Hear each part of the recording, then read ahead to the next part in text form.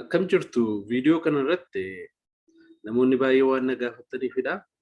Teessisii akkasuma immoo yeroo peeperii keessan barreessitanii peeji nambarii seeshin bireekii akkamitti akka kennitan isinitti agarsiisa. Yeroo baay'ee lafa barbaadnutti roomaan nambarii gochuu akkasuma immoo yeroo barbaanne immoo lakkoofsa laatinii fayyadamuu dandeenya. Sakaaniif immoo lakkoofsa illee lafa nuti ittiin kennine jira. So sana akkamittiin dalagna akkasumas table of content automatically ofima sana akka inni generate nu godhu akkamiin gochuu dandeenya isa jedhu waliin ilaalaa jechuudha. So viidiyoon kun kan qophaa'e namoota Microsoft Word fayyadamtanii thesis yookaan research paper keessan fayyadamtaniifidha jechuudha. So I hope barreessuun nama dhibu akka kanatti qopheeffatanii tunne yaanna kun saampilii qopheessedha. So chapterii tokko qofa qabaachuudha thesis ta'ee chapterii tokko garuma barattoota irraa mure. So bifa kanaan qopheessitaniirtu fuula tokkoffaan kana inni lammaffaa examiner approval sheetidha isa qaba. Ittaansee acknowledgement biraamii qaba. Booda table of content ofisaan akka inni asirra dhufu goona. Abstract ni jira. Then chapter 1 idha jechuudha. Chapter 1 immoo subsectionota qaba. 1.1 1.2 ምናምን kan jedhu jechuudha. So amma kan nuti dalagnu jalqaba page numberii kennuudha. Akkuma isin argitanii page numberii qabu.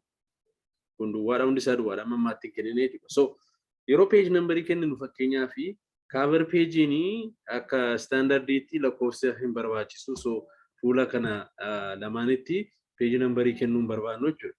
So kun sectionii tokko ta'a jechuudha. Inni itti aanu immoo acknowledgementiin isaa fi isa kan fakkaatan hundi isaanii immoo roman numberii fudhatu jechuudha. So page keenya section sadiitti baasuu qabna jechuudha. Amma kan nuti dalaguu deemnu tokko kan page numberii hin qabne kan roman numberii ta'e kan normal numberii sadii ta'e jechuudha. So section sadiitti bakka sadiitti qoodna jechuudha. Kanaafuu jalqaba maal goona? Warra hin qabne sana dhumaarra dhannaa jedhamu fakkeenyaaf addana dhufna. Addana dhufneeti page breakii galchina jechuudha. Layout keessa seenneeti breaks kan jedhu jira. Next page break. So fuula itti aanurraa kaasiiti formatii haaraa fayyadamee jechuudha directly. Page break kan jennu kana jechuudha. So next page din jedhee so asirraa kaasee booda waan haaraa dalaguu dandeenya jechuudha. Roman numberii kennuu dandeenya. Inni itti aanu table of abstract booda immoo maal kennuu barbaadna? Normal numberii kennuu barbaadna. So isaafis break tokko sitti daballaa jechuudha. Next page kan jedhu. So break asitti daballe amma session sadii baafna. Kan lakkoofsa qabu, kan lakkoofsa hin qabne, kan lakkoofsa roomaa qabu, kan immoo lakkoofsa normaalii qabu jechuudha. So amma insert page number inni seensisuu dandeenya jechuudha. Amma fakkeenyaaf as dhufeetini insert jedha page number bottom of the page akkas kana filachuu danda'a. Amma automatically kun hundi isaanii waan wal fakkaataa fudhatu. Fakkeenyaaf amma kan nuti jijjiiruu barbaadnu acknowledgementiin roman number akka ta'u barbaadna. So ni filannaa jechuudha akkas kun tutturne. So hariiroonni isa jalqabaa wajjin qabu immoo gargar kutuu qabna. Roman number asirraa jalqabu finna waan ta'eef. So link to previous kan jedhu disconnect goona asirratti click goone jechuudha. So hariiroonni isa page fuuldura jiru wajjin qabu gargar citee jechuudha ammaan booda. So ishee kana immoo filanneeti option isaa jijjiirrachaadha page number. As keessa dhufnee format page number jenna kan nuti barbaadnu tokkorraa akka ka'uudha. Kan inni ta'u qabu immoo roman number. So okay eeguun jedhu amma automatically kun maalitti jijjiirame jechuudha. Where is it? Acknowledgementiin roman number 1 ergate inni itti aanu roman number 2 abstracting roman number 3. Asii immoo introduction roman number 4 asiitii ta'uu qaba. Kanaafuu hariiroo isaa kutuun qaba amman kana.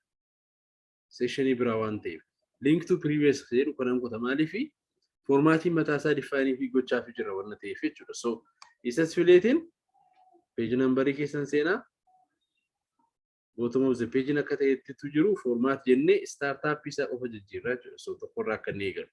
So warri kana dudduuba jiran hundi isaanii tokko lama sadii jechaa deemu jechuudha. Lama sadii afur shan jechaa deemu jechuudha. Kun shan irratti dhufu. Kanaaf maalidha?